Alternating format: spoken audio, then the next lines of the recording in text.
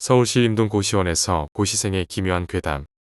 내가 신림동에 있는 S고시원에 들어간 것은 7월 말이었다. 사실 2차 불합격 결과가 나오고 몇 달을 방황하다가 너무나 흔한 말이지만 올해가 마지막이라는 생각으로 택한 고시원 행위였다.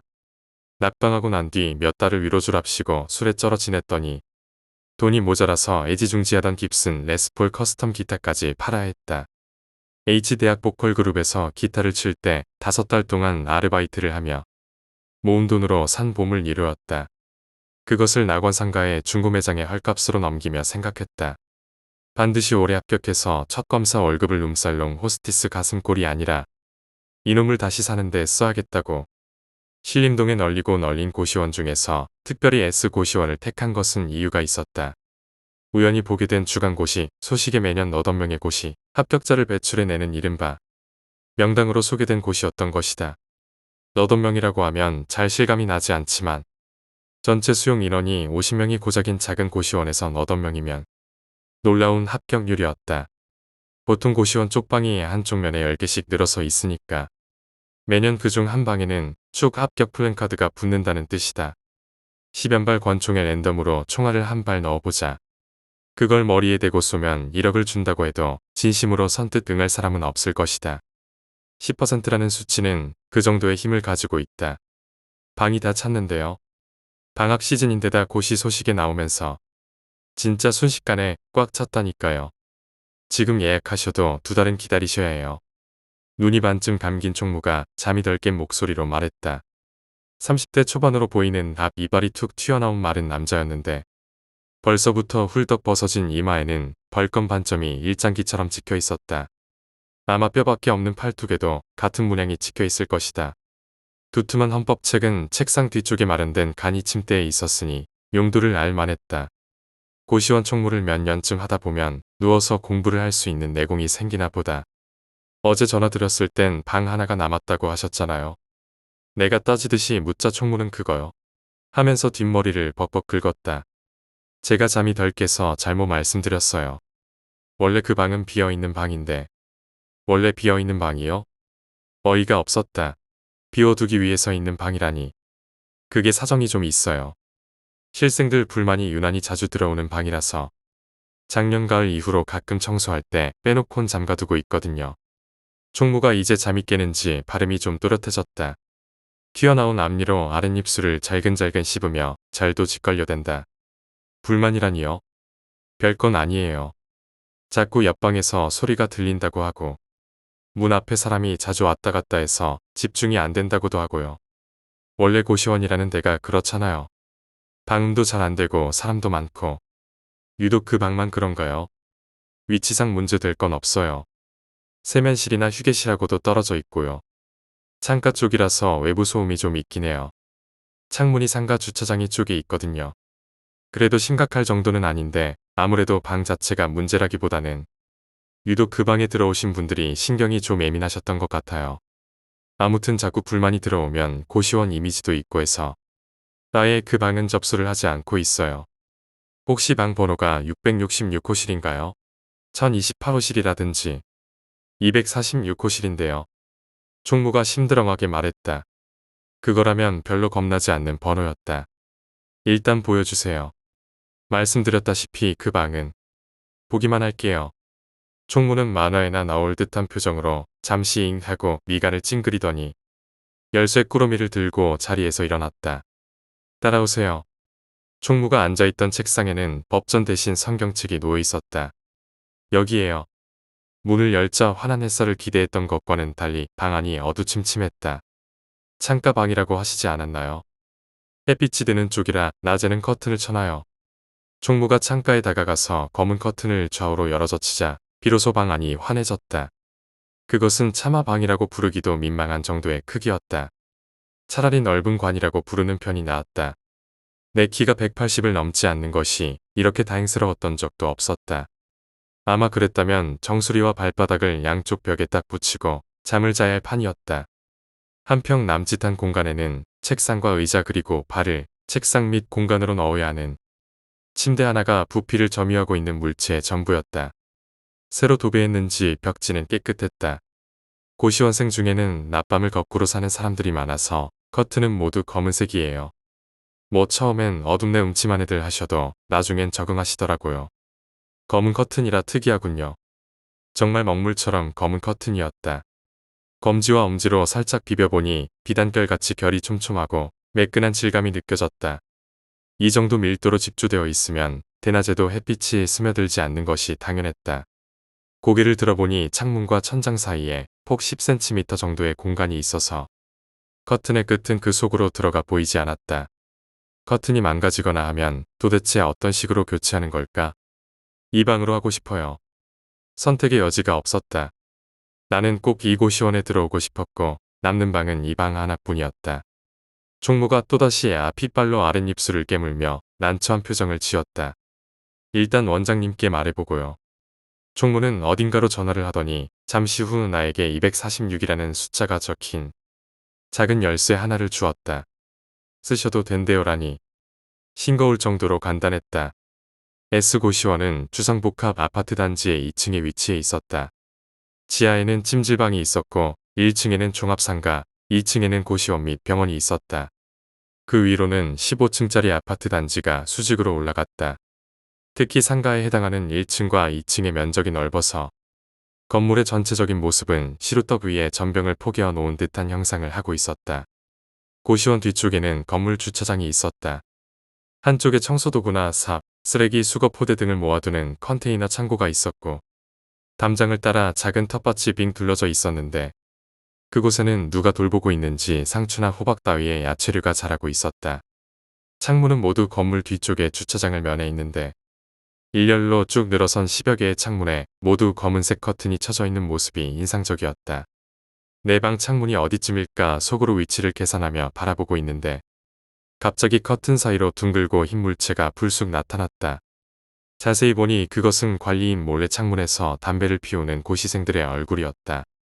건물 내에서는 금연이었던 것이다.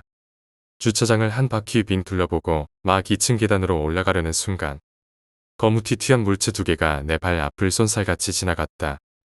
도시에서 흔히 볼 수 있는 도둑 고양이 한 쌍이었다. 둘 다 살이 뒤룩뒤룩 쪄서 거의 개만 한 크기였다. 한 마리는 온몸이 새까맣고 다른 한 마리는 회색 바탕에 갈색 얼룩 반점이 있었다. 놈들은 멀찍이 떨어져서 사람 같은 눈빛으로 나를 응시했다. 내가 싫다고 발을 구르자 하악 하는 소름 끼치는 소리를 내지르고는 주차해 놓은 트럭 밑으로 느릿느릿 사라졌다. 고시원 내부는 눈목자 구조로 되어 있었다. 획 하나하나가 방이 있는 공간이고 획과 획 사이가 통로에 해당되었다. 방의 개수는 가로 맨 윗변에 창가가 있는 방이 10개. 그것과 좁은 통로를 사이에 두고 마주보고 있는 방이 10개. 두 번째 통로의 위쪽에 방 10개. 역시 통로를 마주보는 방 10개. 그리고 맨 아래쪽 통로의 위쪽에 방 10개 이렇게 총 50개였다. 맨 마지막 뼈는 건물 복도와 고시원을 경계짓고 있는 벽이어서 방이 없었다. 내가 있는 246호는 맨 윗변 창가 자리에 왼쪽에서부터 세 번째 방에 해당되었다. 입구나 세면실과 적당한 거리를 두고 있어서 생활소음으로부터 어느 정도 자유로운 위치였다.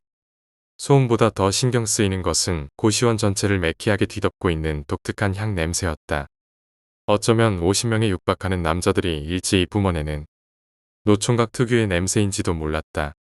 쑥이 타는 것 같기도 하고 제사향 같기도 한 그 냄새를 맡고 있으면 이상하게도 정신이 몽롱해지고 온몸에서 힘이 빠졌다. 성인 남자가 혼자 살아가는데 필요한 물건은 생각보다 많았다. 잠만 자고 밥은 밖에서 사 먹으면 되니까 그저 이부자리나 들여놓으면 되겠지 하는 생각은 큰 오산이었다.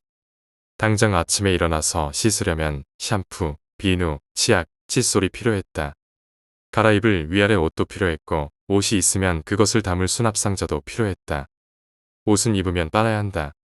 세제는 개인 부담이니 그것도 사야 했다.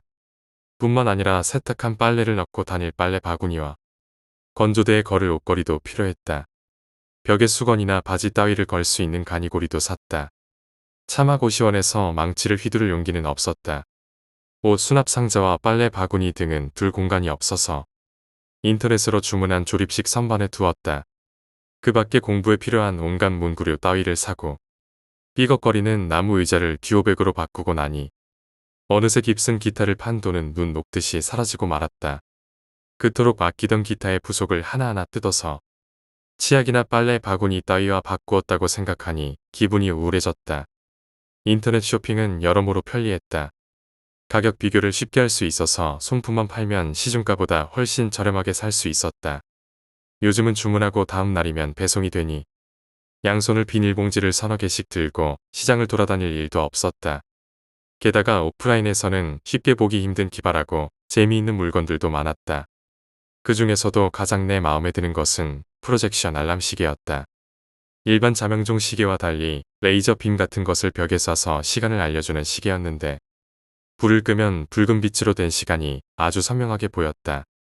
원하는 곳은 천장이든 벽이든 상관없이 시간을 표시할 수 있어서 자다가 핸드폰을 열지 않고도 바로 시간을 확인할 수 있었다.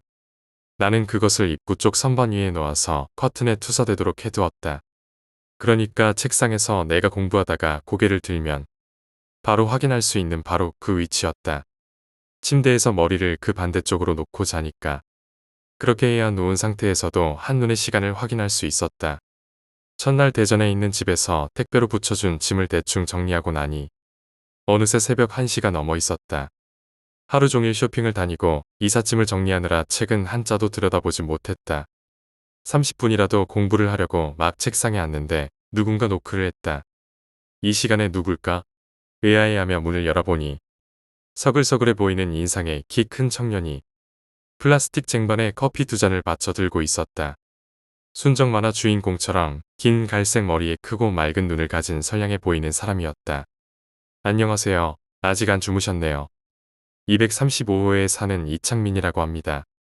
늦은 시간에 실례가 아닌지 모르겠네요. 새로운 분이 오셨다길래 인사드리러 왔어요. 우리 고시원의 최대 장점이 바로 가족적인 분위기이거든요. 혹시 커피 좋아하세요? 창민이라는 청년은 불쑥 커피잔을 내밀었다. 목소리가 이상하게 신경을 긁는 부자연스러운 하이톤이었다. 남자가 억지로 여자 목소리를 흉내내는 듯한. 평소 커피를 즐겨 마시지는 않았지만 손수 타온 커피를 거부할 수도 없었다. 나는 고개를 꾸벅하고 그가 내민 커피잔을 받아들었다. 일단 받아두었다가 나중에 싱크대에 쏟아버릴 생각이었다. 이게 바로 우리 고시원 특유의 총무실 커피입니다. 한번 드셔보세요. 맛있네요. 혀를 가져다 댄 것만으로도 들쩍지근한 설탕 기운이 느껴졌다. 끝맛은 약간 씁쓸했다. 제 별명이 고시원 미쓰리예요. 커피나 컵은 총무실에 항상 있으니까 언제든 타서 드시면 돼요. 아니면 말씀하시면 제가 타드릴게요. 창민은 여자같이 입을 손으로 가리고 웃었다. 말로만 듣던 게이인가? 왠지 모를 거리감이 느껴진다. 나는 이 사람이 언제까지 여기서 비적대고 있을 생각인지 궁금해졌다. 새벽 1시다. 다른 방에서 시끄럽다고 할까봐 아까부터 은근히 신경이 쓰였다. 어떤 시험 준비하세요? 창민이 물었다. 사법고시 준비하고 있어요. 어려운 거 하시네요.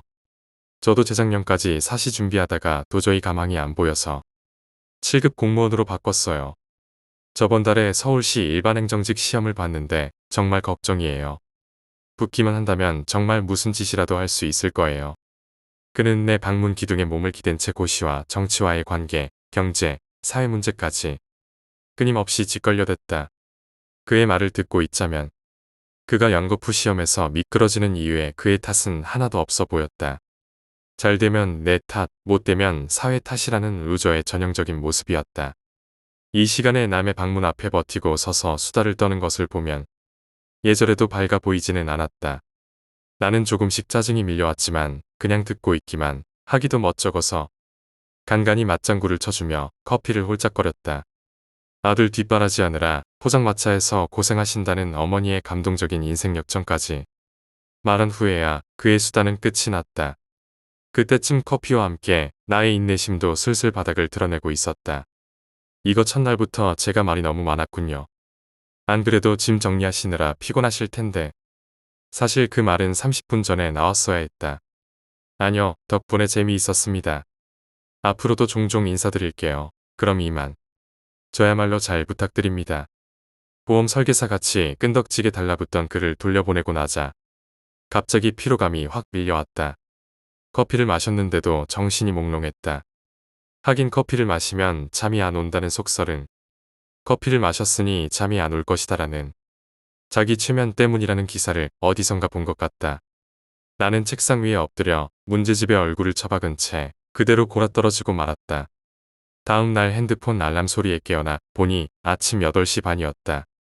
장작더미 위에서 자고 일어난 것처럼 허리랑 어깨가 쑤셨다. 오랜 시간 동안 무리한 자세로 책상에 엎드려 잠을 잤기 때문이었다. 뇌가 지끈거리고 속이 울렁거린다. 꿈자리가 뒤숭숭했다. 꿈은 주로 시각적인 이미지가 아니라 청각적인 이미지와 후각적인 이미지가 혼란스럽게 섞여 있었다. 쿵쿵거리며 벽을 두드리는 소리, 도살장 짐승의 단말마 같은 사람의 비명소리, 수많은 사람들의 부산한 발자국 소리, 알 수 없는 중얼거림, 그리고 말린 쑥 같은 이상한 향 냄새와 비릿한 피 냄새. 첫날이라 잠자리가 바뀌어서 그런지 정신 사나운 꿈이었다. 기지개를 켜니 모가 손끝에 걸려서 바닥에 떨어졌다. 놀라서 반사적으로 받아챘다. 어제 마시다 만 커피잔이었다. 흑갈색 커피 찌꺼기가 바닥 가장자리에 오목한 모서리를 따라 젤리처럼 말라붙어 있었다. 창민이라는 사람이 급하게 가느라고 가져가는 것도 잊어버렸던 것이다. 정말 정신없는 사람이었다. 총무실에서 가져온 거라고 했겠다. 나는 컵을 들고 자리에서 일어섰다. 아직도 꿈속의 불쾌한 소리들이 군화를 신은 채 온 집안을 헤집은 군인들처럼 나의 뇌 속을 어지럽히고 있었다. 총무는 침상에서 성경책을 베개 삼아 꿈속을 헤매고 있었다. 도대체 이 사람은 밤에는 무엇을 하길래 낮에 이렇게 자는 것인지 궁금했다.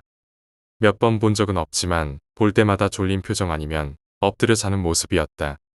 데스크에선 총무 대신 운동선수같이 어깨가 딱 벌어진 땅딸막한 남자가 대신 사물을 보고 있었다. 안녕하세요. 커피잔을 돌려드리려고 왔는데요. 새로 오신 236호 최준영 씨죠? 컵은 이리 주세요. 사내는 컵을 받더니 티슈를 정수기 온수에 적셔 익숙한 솜씨로 즉석 설거지를 했다. 이런 위생 상태로 관리되는 컵인 줄 알았으면 보약이라고 해도 아마 마시지 않았을 것이다. 저는 217호 강동윤이라고 해요. 보시다시피 총무가 시원찮아서 가끔 대신 일을 봐주고 있죠.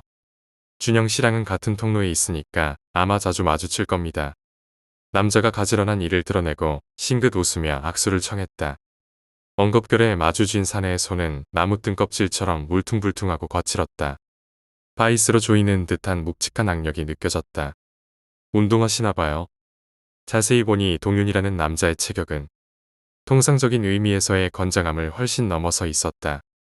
키가 다소 작아서 그렇지 두툼한 가슴 근육 때문에 티셔츠가 터질 듯이 긴장되어 있었고 셔츠 밖으로 드러난 팔뚝은 거인의 허벅지랑 비슷할 정도로 우람했다. 공부하다 보면 스트레스를 풀 곳이 운동밖에 없으니까요. 어차피 경찰 시험 보려면 실기시험도 대비해야 하고요. 그 정도면 충분하신데요. 아직 멀었어요.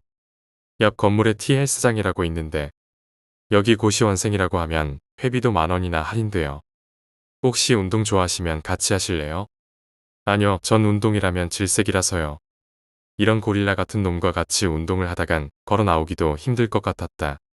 그때 마침 잠을 깬 총무가 본격적으로 대화에 가담할 기미가 보이길래 나는 소변이 급하다는 핑계로 황급히 총무실을 빠져나갔다. 정말이지 너무 가족적이어서 피곤한 사람들이었다. 총무실 옆에 현관에서 슬리퍼를 꿰차며 보니 흙 묻은 운동화 몇 켤레가 보였다. 아직 물기도 마르지 않은 갈색 진흙이 밑창에 지저분하게 붙어 있었다. 축구를 했는지 농구를 했는지 모르지만 저런 정도면 밖에서 털고 들어왔어야 하는 것 아닌가. 언젠가 정신이 말짱한 상태의 총무에게 말해야겠다고 생각하며 나는 화장실로 달려갔다. 핑계가 아니라 정말로 요의가 밀려왔던 것이다. 화장실은 총무실에서 나와 오른쪽 복도를 따라 쭉 올라가면 그 끝부분에 있었다. 나는 가운데 소변기 앞으로 가서 지퍼를 내렸다. 나의 움직임을 감지한 센서가 물을 한 차례 흘려보낸다. 낡은 건물에 비해 화장실은 비교적 시설이 좋았다. 변기도 좌변기였고 소변기와 세면기에도 모두 센서가 달려 있었다. 오줌이 방광을 거쳐 요도를 흐르는 느낌이 짜릿하다. 오줌 눌 때면 오래전에 끊었던 담배 생각이 날 때가 있다. 소변기 정면에는 금연이라고 써 붙인 스티커가 붙어 있었다. 짓궂은 누군가가 그것을 라이터 불로 이리저리 찢어놓아서 거무스름하게 탄 자국이 있었다. 자세히 보니 그 흘린 자국 하나하나에 흡사 사람의 얼굴처럼 눈, 코, 입에 해당하는 부위가 다른 곳보다 조금 더 검게 타 있었다. 물론 완전한 형상도 아니고 이리저리 일그러진 모습이었지만 보기에 따라서는 충분히 사람 얼굴로도 보였다. 내 눈에는 그것이 왠지 지옥 불길 속에서 절규하는 사람들의 얼굴로 보였던 것이다. 밤새 내 몸속에 축적된 1리터에 가까운 더운 액체를 한꺼번에 덜어내고 나자 온몸이 부르르 떨렸다. 대충 소변에 물기를 털고 지퍼를 올리려는 순간 바로 옆에 있는 소변기에서 삑 소리가 나며 물이 흘렀다. 마치 그곳에 눈에 보이지 않는 누군가가 있는 것처럼 또다시 몸이 부르르 떨린다. 소변을 보았기 때문이 아니다. 갑자기 주변의 공기가 23도는 내려간 것처럼 서늘해졌다. 팔뚝이 솜털이 솟소소 일어나는 느낌이었다. 오작동이겠지. 관리인에게 말해야겠어. 가끔 센서가 고장나는 소변기가 있었다. 그런 소변기는 하루 종일 물을 흘려보내 화장실 바닥을 흥건하게 만들곤 했다. 내 옆에 있는 소변기의 센서도 마찬가지일 것이다. 내가 지퍼를 올리고 세면기 쪽으로 몸을 돌리자 등 뒤쪽에서 다시 쉬하고 물 내려가는 소리가 났다. 나란히 있는 두 소변기에서 동시에 내려가는 소리였다. 내 옆에 나란히 서 있던 무언가가 나를 따라오고 있다. 오전 9시다. 화장실은 창문으로 들어오는 햇살로 환했다. 귀를 기울여 보면 잠에서 깨어나 활동을 개시하는 도시의 부산한 소리가 들려온다. 눈에 보이지 않는 무엇인가라니. 어린아이 같은 생각이 파고들 분위기가 아니었다. 그럼에도 불구하고 심장이 울렁거리는 이 느낌은 무엇이란 말인가. 어서 이곳을 벗어나고 싶다. 나는 세면기로 달려갔다. 센서가 달린 수도꼭지가 내 손을 감지하고 차가운 물을 내보낸다. 나는 신경질적으로 손을 벅벅 씻었다. 정신 차리자. 아직 잠이 덜 깼으니 그렇지. 나는 양손을 모아 차가운 물을 한 움큼 받아 세수를 하기 시작했다. 푸아푸아 잡스러운 생각을 떨쳐낼 듯이 일부러 입으로 큰 소리를 내며 얼굴을 닦았다. 이상하다. 분명히 얼굴을 닦는데 어느샌가 얼굴에 와닿는 물기가 느껴지지 않는다. 그럼 지금까지 내가 뭘 닦고 있는 거지? 물기를 담은 양손으로 가만히 얼굴을 더듬어 보았다. 얼굴이 없다. 대신 차가운 누군가의 손이 느껴진다. 마디가 없는 가늘고 길쭉한 손이었다. 번쩍 눈을 뜨고 고개를 들었다. 정면에 거울의 물기가 뚝뚝 떨어지는 내 얼굴이 보인다. 두려움에 휩싸인 두 눈을 바보처럼 부릅뜨고 있다. 뭐였지? 방금 느껴진 누군가의 손은 단순한 착각이었나? 잠깐 뭔가 이상하다. 내 머리의 정수리 한가운데가 불룩하게 부풀어 있었다. 단순히 머리가 떠서 그런 것이 아니었다. 내 머리 위에 누군가의 머리를 포개어 놓은 듯한 모습이었다. 천천히 상체를 숙여보았다. 정수리 부분의 검은 부분이 점점 늘어난다. 마치 내 뒤에 나와 겹쳐서 서 있던 누군가의 모습이 천천히 드러나듯. 조금 상체를 숙이자 마침내 내 뒤쪽에 있는 그것에 창백한 이마가 드러났다. 조금 더 고개를 숙인다. 그 밑으로 보이는 붉게 충혈된 눈. 나는 더 이상 견디지 못하고 휙 뒤를 돌아보았다. 아무도 없다. 밝은 화장실엔 나뿐이다. 역시 신경과민이었다. 그때 아무도 없는 내 뒤쪽에서 삑 하고 세면기의 센서가 작동하더니 물이 콸콸 쏟아지기 시작했다. 나는 도망치듯 화장실을 뛰쳐나왔다. 복도에 있는 사람들이 거친 숨을 몰아쉬고 있는 나를 이상하다는 듯이 쳐다봤다. 고시원이 있는 2층에는 미술학원도 있었다. 복도에는 미술학원 꼬마들이 그린 그림들이 쭉 전시되어 있었다. 아마도 솜씨 자랑 겸 새로운 수강생을 끌어들이기 위한 방편이리라. 그림들의 소재는 흔히 볼 수 있는 것이었다. 엄마 아빠와 손잡고 놀이공원에 간 그림, 박 터트리기를 하고 있는 학교 운동회, 소풍 등이 크레파스로 천진난만하게 그려져 있었다. 어린아이들의 그림답게 사람의 비율도 제각각이었고 원근법도 엉망이었다. 아빠의 키가 거의 2m도 넘게 그려져 있기도 하고 위치상 멀리 있는 사람이 더 커 보이기도 했다. 눈에 보이는 그대로 그리는 것이 아니라 마음속에 있는 심리적인 크기를 도화지에 옮겨놓았을 것이다. 아빠라는 존재는 아이들에게 거인처럼 보일 테니 그렇게 그렸을 테고 아이들은 원근법보다도 중요한 사람 순으로 크게 그리는 것 같았다. 색감도 독특했다. 사람의 얼굴을 분홍빛으로 칠한다든지 태양을 파랗게 색칠한다든지 하는 식이었다. 그 중에서도 유독 한 그림이 나의 주의를 끌었다. 고시원이 있는 상가 건물 전체를 묘사한 풍경화였는데 하늘에서 위로 내려다본 구도였다. 헬기라도 동원하지 않는 이상 일반적으로 직접 관찰하고는 그릴 수 없는 각도였다. 보통 어린아이들은 눈에 보이는 것에 집착하는 경향이 있는데 이 정도면 탁월한 상상력이라고 볼 수 있었다. 건물 뒤쪽의 큰 가로수 옆에는 그림을 그린 본인으로 보이는 아이가 숨어 있었는데 우스꽝스럽게도 가로수보다도 더 크게 그려져 있었다. 얼굴은 거의 모여라 꽁동산 수준. 저래서야 아이 뒤에 가로수가 숨는 편이 나을 듯 싶었다. 아이의 얼굴은 노란색으로 칠해져 있었고 멜빵 청바지에 원색적인 빨간 운동화가 눈에 확 띄었다. 어쨌든 아이는 화초만 한 가로수 뒤에 숨어서 무언가를 훔쳐보고 있었다. 그것은 고시원 건물 전체를 칭칭 휘감고 있는 듯한 거대한 뱀이었다. 뱀이라기보다는 용에 가까운 크기였는데 건물을 두세 번 휘감고 있는 몸통은 온통 검은색이었다. 특이한 것은 뱀의 얼굴이었다. 뱀의 대가리 대신 사람의 얼굴이 있었던 것이다. 눈을 하얗게 치켜뜨고 있는 여자의 얼굴이었는데 얼굴이 하늘빛에 가까운 푸른색으로 칠해져 있었다. 입에서는 두 갈래로 갈라진 검은 혀를 날름거리고 있었는데 서툴게 그려진 그림인데도 묘하게 두려움을 자극했다. 혼자 생활하는 데 있어 세탁은 중요한 일과 중 하나였다. 다음 날 팬티 바람으로 학원에 가고 싶지 않으면 밀린 빨랫감부터 해결해야 했다. 고시원에 들어온 지 겨우 이틀째인데 내 방문 바로 위쪽에 있는 쇠로 된 옷걸이에는 벌써 3분의 1 정도 빨랫감이 널려 있었다. 약 2m 정도의 높이에서 방을 가로지르는 튼튼한 쇠봉이었다. 빨래는 밖에 있는 건조대에 거셔도 되고요. 수건이나 속옷 같은 건 방에 있는 쇠봉에 거세요. 특히 여름이라 수건이 모자라서 다른 사람이 막 가져다 쓰기도 하거든요. 첫날 총무가 세탁기 사용법을 가르쳐주며 한 말이었다. 혹시 자다가 쇠봉이 머리 위로 떨어지면 어떡하죠? 그거 꽤 튼튼한 거예요.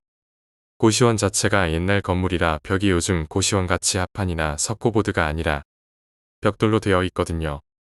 쇠봉도 건물 지을 때부터 벽 속에 묻혀 있던 거라 사람이 매달려도 끄떡없고요. 어떤 사람은 아침마다 턱걸이를 하기도 하더라고요. 시끄럽다고 신고가 들어와서 그만두기는 했지만요. 나는 그 튼튼하다는 쇠봉을 올려다보며 빨래 바구니를 들고 방문을 나섰다.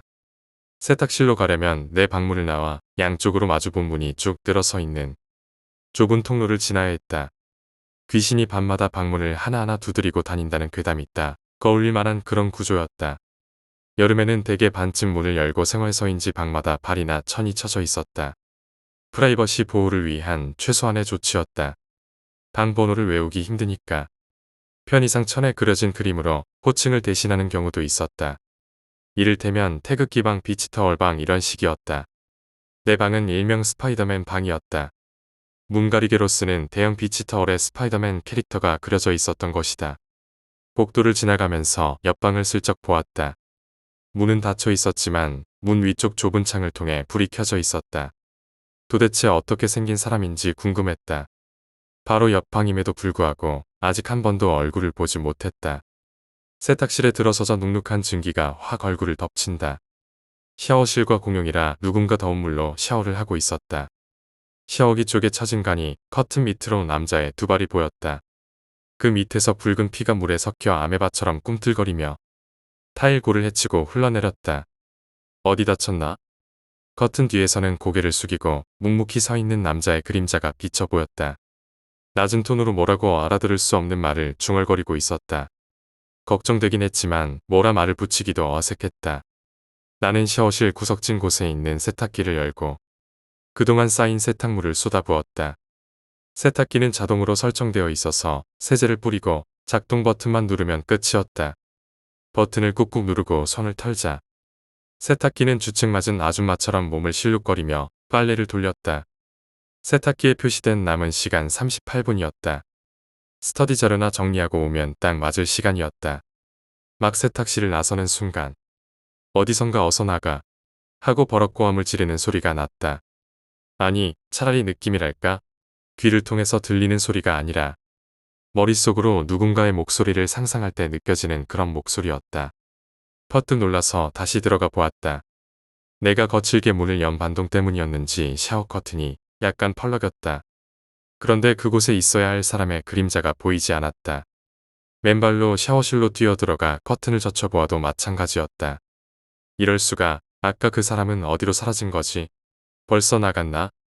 아주 잠깐 사이였는데 발에 뭔가 뜨뜻한 기운이 느껴진다. 희미한 핏줄기가 내 새끼발가락을 휘감고 배수구로 빨려 들어가고 있었다. 머리카락과 오물로 막힌 배수구에는 아직 붉은 기운이 엷은 띠를 이루며 불길한 구름처럼 맴돌고 있었다. 준영아, 이사는 잘했니? 학교 식당에서 만난 형민이 식판을 들고 앞자리에 앉으며 물었다. 형민은 함께 민법 스터디를 하는 법대 동기였는데 음악적 취향이 비슷해서 신입생 때 함께 보컬 그룹에서 활동하기도 했다. 형민이 군대를 가기 전이었던 2년 전. 위스퍼라는 낯뜨거운 이름의 밴드에서 나는 기타를, 형민은 드럼을 맡았었다. 형민은 식판을 내려놓고 입술을 달싹거리며 기도를 했다. 그는 독실한 기독교 신자였다. 한때 같은 교회에서 성가대 반주팀을 하기도 했지만 모태신앙이었던 나는 형민에 비해 신앙에 대한 열정이 미지근한 편이었다. 형민이 기도를 하는 사이 나는 그의 식판에서 소시지 부침 하나를 집어 내 입에 날름 집어넣었다. 미안하다야. 내가 좀 도와줬어야 하는 건데. 형민이 눈썹을 팔자로 늘어뜨리고 웃으며 계란국을 떠먹었다. 소시지가 없어진 것은 모르는 눈치였다. 그런 쥐구멍만 한 대 들어가는데 도와줄 것까지 있냐. 등산용 배낭으로 2번 나르니까 끝이더라. 집에서 가져올 건 가져오고 살 건 사고 이제 거의 다 정리됐어. 피곤해 보이는데. 말도 마. 어저께 침대가 삐걱거려서 3시까지 잠도 못 잤다. 이건 뭐 야전 침대도 아니고. 옆방에선 조용히 하라고 계속 벽을 쳐대지 아주 돌아버리는 줄 알았다. 새벽엔 또 웬 모기가 그렇게 극성이던지. 잠을 못 자서 누군가에게 얻어맞은 것처럼 골이 띵했다. 팔다리도 밤새 긁어서 벌겋게 부어올라 있었다. 그나저나 기타도 팔았다며? 이제 음악 안 하려고. 일단 생활비가 없으니까 할 수 없지. 같이 합격해서 판검사 밴드 만들기로 했잖아. 걱정 마. 올해 합격만 하면 훨씬 좋은 걸로 다시 살 테니까. 나는 말하는 틈틈이 밥과 반찬을 보리 이어져라 입에 쑤셔 넣었다. 돈을 아끼느라 밥다운 밥을 먹어보는 것도 오랜만이었다. 그런데 어느 고시원이야? S고시원. 혹시 그쪽에 H고시원이라고 들어봤어? H고시원 처음 듣는데. 이 바닥에 떠도는 신림동 H고시원 사건 몰라? 유명한 건데. 형민은 아예 자기 식판도 옆으로 밀쳐놓고 상체를 내 쪽으로 기울였다. 뭐야 그건. 90년대에 있었던 일인데 H고시원이라는 곳에 한 여자 고시생이 살았대. 장수생이었나봐.